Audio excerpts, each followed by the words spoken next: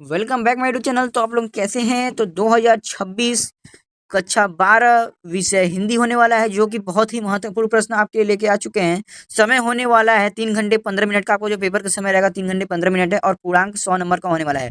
तो बिना समय बर्बाद किए हम अपने आते हैं पहले प्रश्न पे। खंड क में हमारा क्या दिया हुआ है? हिंदी गद्य साहित्य में 1918 से 1938 ईस्वी तक के काल को किस नाम से अभिहित किया गया है? तो इसको शुक्ल युग से किया गया था। तो प्रश्न नंबर 2 पे बढ़ते हैं। कहानी विधा का उदाहरण है। तो कहानी विधा का उदाहरण होगा ऑप्शन नंबर 2 हमारा सही होगा इसका, अपने आप भाग्य। ठीक है। ऑप्शन नंबर प्रश्न नंबर 3 पे आते हैं। भारतेंदु के सहयोगी थे। तो भारतेंदु के सहयोगी ऑप्शन नंबर 3 इसका होगा सही, बालकृष्ण भट्ट जी थे। तो प्रश्न नंबर 4 पे आते हैं। किस रचनाकार के निबंध प्रयास संस्क्रमता का है? तो इसका ऑप्शन नंबर महादेवी वर्मा जी होंगी। इसका ऑप्शन नंबर पहला सही होगा। तो प्रश्न नंबर 5 पे बढ़ते हैं। राजा शिव प्रसाद सितारे हिंद की रचनाओं का भाषा शैली है। जो रचनाओं की भाषा शैली हमारी फारसी प्रधंधा है। तो प्रश्न नंबर 6वें पे आते हैं। स्कूल के प्रति सूक्ष्म का विद्रोह किस काव्य आंदोलन के लिए कहा जाता है? तो इसको छायावादी छायावादी विद्रोह इसको कहा जाता है एक प्रकार का। तो चलिए आगे बढ़ते हैं। नई कविता की आधारभूत विशेषता है। तो इसका ऑप्शन नंबर ए सही होगा, वह किसी भी दर्शन के साथ बधी हुई नहीं है। ठीक है। और अपने अगले प्रश्न पे आते हैं। प्रकृति के सुकुमार कवि कहलाते हैं। तो ये हमारे प्रकृति के सुकुमार कवि जी कहते हैं, ये हमारे पंत जी कहते हैं। ठीक है, पंत जी। और अगले प्रश्न पे आते हैं। एक भारतीय आत्मा किसे कहा जाता है? एक भारतीय आत्मा किसे कहा जाता है? तो इनको माखनलाल चतुर्वेदी जी को कहा जाता है। माखनलाल चतुर्वेदी जी को एक भारतीय आत्मा कहा जाता है। अगले प्रश्न पे आते हैं। प्रयोगवादी कवियों को राहों के अन्वेषी किसने कहा? राहों के अन्वेषी किसने कहा था? इन किसने कहा था? अज्ञेय ने कहा था।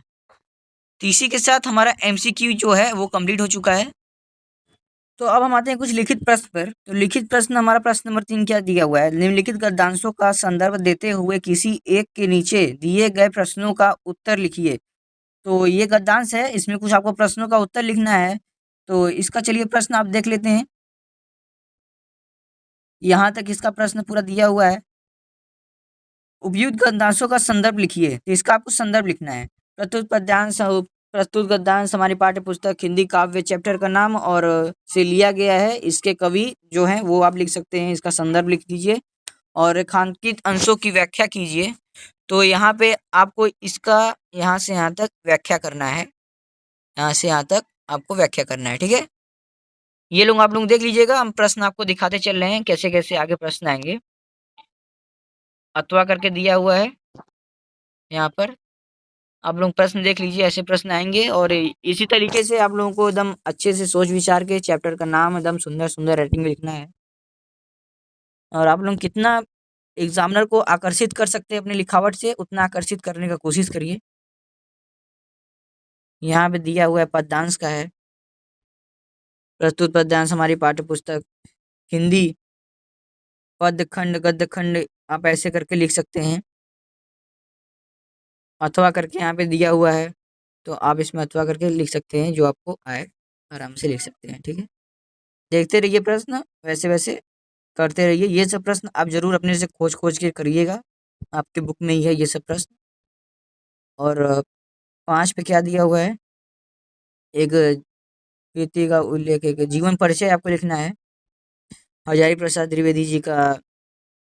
और बहुत से इसमें है, आराम से आप लिख सकते हैं। हरिशंकर पाई, जैनेन्द्र कुमार, आप लोग आराम से लिख सकते हैं जीवन परिचय। एकदम अच्छी राइटिंग में लिखिए। शब्द की सीमा 80 सीमा होने वाली है, शब्द की सीमा 80। और नीचे हमें दिया हुआ है कीर्ति का उल्लेख भारतेंदु हरिश्चंद्र का है, महादेवी वर्मा का है, अज्ञे का है, सुमित्रा नंद पंत जी का है। आप लोग 80 सीमा पे लिख सकते हैं आराम से। अब प्रश्न नंबर 6 हमारा क्या दिया हुआ है, कदानी तत्व के आधार पर खून का रिश्ता अथवा लीड कहानी की समीक्षा कीजिए। 80 वर्ड पे अब इसको भी लिख सकते हैं आराम से। अथवा करके दिया हुआ है, चरित्र चित्रण आपको लिखना है,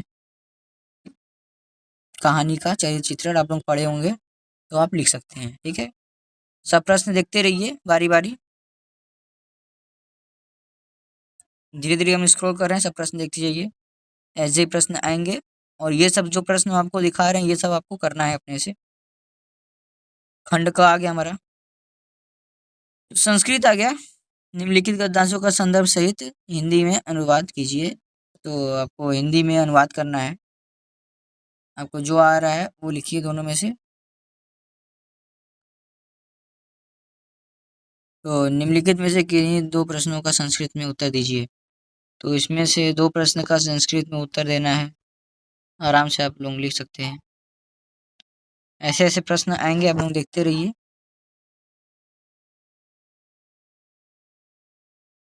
चलिए आपको संधि विच्छेद क्या होगा ये हम आपको बता देते हैं। तो पहला क्या हमारा दिया हुआ है, नए नम्र का संधि विच्छेद होगा हमारा, इसका ऑप्शन नंबर ए सही होगा। ठीक है, और दूसरा देखते हैं उल्लेख का संधि विच्छेद, तो इसका उत धन लेखा ये संधि विच्छेद आपका सही होगा। और तीसरा आखिरी संधि विच्छेद हमारा दिया हुआ है, तो इसमें का विच्छेद होगा, तो ये व्यंजक संधि है। ठीक है, ये क्या है हमारा, व्यंजक संधि। आइए नीचे प्रश्न देखते जाते हैं हम लोग। निम्नलिखित में से किसी का एक विकल्प समास चंद्रशेखर आप कर सकते हैं आराम से। ठीक है, इसमें से आपको विद्यालय पुस्तकालय हिंदी पत्र पत्रिकाएं का दी जाती हैं, इसमें प्रधानाचार्य जी को एक आपको पत्र लिखना है, अथवा करके आपको ऑप्शन दिया हुआ है। आप ये या तो ये दोनों एक में से कोई लिख सकते हैं। नीचे निम्नलिखित में से किसी शब्द का प्रत्येक लिखिए, तो इसमें आपको प्रत्यय लिखिए, प्रत्यय लिखना है आपको किसी एक शब्द का, ये लिखिए या तो फिर ये लिखिए, ये लिखिए। आप तीनों आराम से कर सकते हैं। ये सब प्रश्न आप लोग देखते जाइए, ऐसे ऐसे प्रश्न आएंगे, ये सब अपने से आप हल करिए। एक एक हल करवाने जाएंगे तो बहुत ही ज़्यादा वीडियो लेंथी बन जाएगा, आपके पास समय बहुत कम है। 24 घंटे में आप जितना पढ़ सकते हैं उतना पढ़ने का कोशिश करिए। तो इसी के साथ वीडियो समाप्त होता है। तो अगले वीडियो में हम आपको 50 प्रश्न लाएंगे, जो कि 50 प्रश्न में आपको हम 25 गद्य का और 25 काव्य का होने वाला है प्रश्न, और बहुत ही इम्पोर्टेंट प्रश्न जो कि सब पेपर में, जितने सारे पुराने पेपर में उसमें से प्रश्न लिए जाएंगे, और उसमें से भी बहुत ही चूज करके प्रश्न लिए जाएंगे कि कौन सा आने का चांस है। जो हम आपको ये प्रश्न बताए हैं इसमें से 2 प्रश्न 3 प्रश्न पक्का बनना ही बनना है। तो इसमें से चलिए वीडियो इसमें आप लोग देख लीजिएगा पूरा। इसी के साथ वीडियो समाप्त करते हैं, मिलते हैं अगले वीडियो में। Thank you for watching.